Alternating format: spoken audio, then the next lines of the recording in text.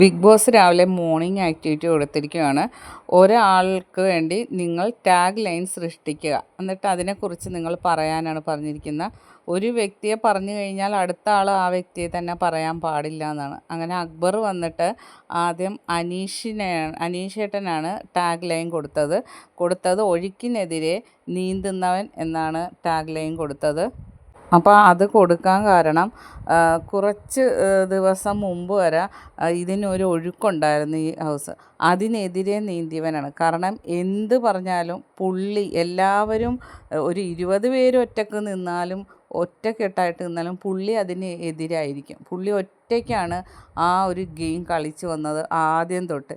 എന്നിട്ട് ലാസ്റ്റ് വന്നപ്പോഴാണ് നമ്മളോട് അടുത്തത്. പുള്ളി ഇങ്ങനെ നമ്മളോട് ഇതായിരുന്നെങ്കിൽ ഒരു പക്ഷേ ഇത്രയും ഒരു ഇതുണ്ടാകത്തില്ലായിരുന്നു.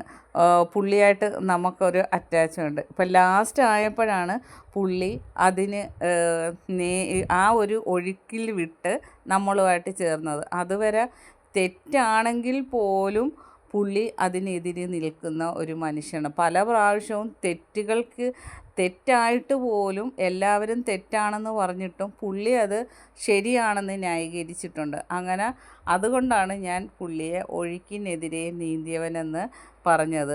അങ്ങനെ ഒറ്റപ്പെട്ട് നിന്ന ഒരു വ്യക്തി എന്ന് പറയുന്നത് അനീഷേട്ടൻ മാത്രമാണെന്നാണ് അക്ബർ പറഞ്ഞത്. അതുകൊണ്ടാണ് ഞാൻ ഈ ഒരു ടാഗ് ലൈൻ കൊടുത്തതെന്ന് പറഞ്ഞു. ബാക്കി അപ്ഡേറ്റുമായിട്ട് വീണ്ടും കാണാം.